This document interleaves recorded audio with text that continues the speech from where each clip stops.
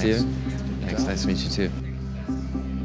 Thanks so much for coming. Seth Moulton, another Democratic congressman you've probably never heard of, is running for president. I know Gabe really well. I mean, I saw him, I don't know, probably over Christmas or something. Okay. Moulton is a decorated Marine with 3 Harvard degrees, but he was the 20th candidate into the race, and he's struggling to build a following.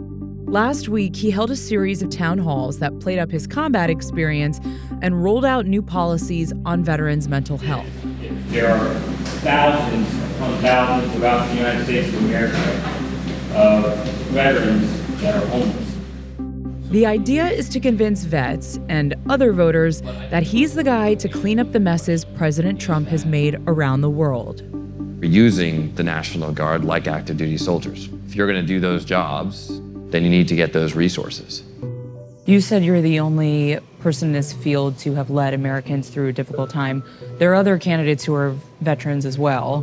Do you mean because you were platoon commander when you were abroad? That's right. I'm the only one who's actually led troops in combat. Talk about what your national security doctrine means. Tell me what you would do about Iran and what you think the biggest national security threat to the country is right now. So I think our motto as the United States of America should be no better friend, no worse enemy than the United States. That means that our allies trust us and our enemies trust our resolve. Of course, Trump has done the exact opposite. So President Trump right now has talked about toying with the idea of going into Iran. He has. I mean, what do you think of that? I think it's incredibly frightening because the What lead would up President to Moulton Iran, do? President Moulton would be a lot more careful about putting young Americans into harm's way. The problem is, foreign policy doesn't rank high on voters' priority lists. Like all one-issue candidates, Moulton needs to find ways to reach a broader audience. That makes things like prepping for cable news town halls, which he did back home in Massachusetts, that much more important. I have music when you're ready.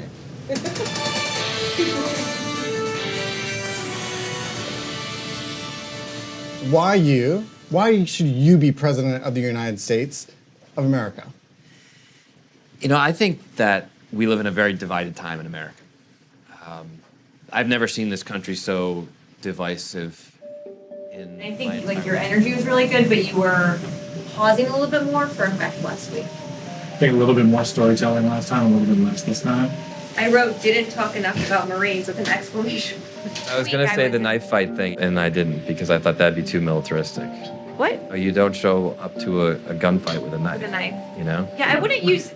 You show up to a gunfight with a rocket. I think we could use that for something else. You're traveling all the time right now. How do you keep your energy going throughout the day and make time for yourself too? So the six workouts a week is key. That's the biggest thing. Okay, but come on, coffee, like what else? I drink coffee. I do drink coffee 3 times a week.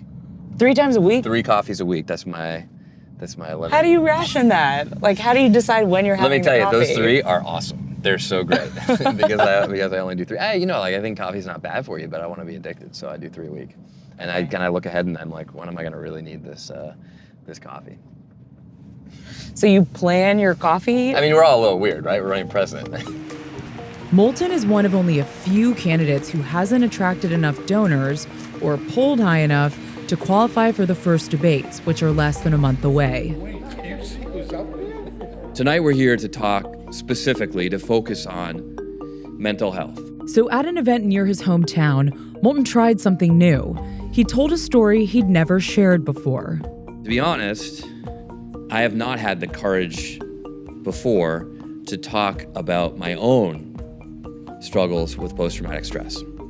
And I'd like to tell a story about the ways that I've dealt with post-traumatic stress by just sharing a story that I've never shared before. It happened on the second day of the war. The Marines just ahead of us shot up some cars and buses coming in the other direction because they thought they were full of insurgents. But not all of them were. And one of the cars was a family that was fleeing south. And as we came upon this car that had been essentially destroyed, I could see that the mother and father were clearly dead. But there was a little boy who had been thrown from the car to the middle of the road. And the boy was still alive. He was lying in the middle of the road, writhing in pain. And I, as the platoon commander, made the right decision, which was to drive around him and press the attack. Because stopping to take care of him would have endangered the lives of my entire platoon.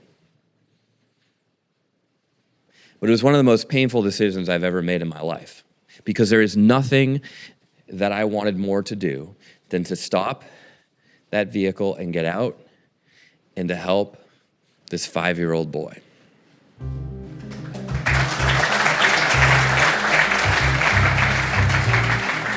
As a veteran, what does it mean to you to see someone who's running for president who openly says that? Him going out of his way to speak his truth and tell his story in the way that he did was, to me, not just eye-opening, but inspiring, because it's direly necessary, and I admire him for really putting himself out there.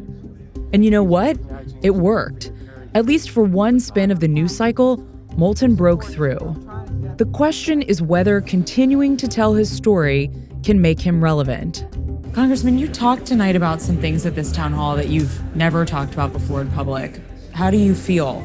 I'm glad I did, because I think the reaction from the audience here made it clear that they appreciated it. But it's tough, and it's a political risk, so we'll see tomorrow what the consequences are. What do you mean when you say political risk?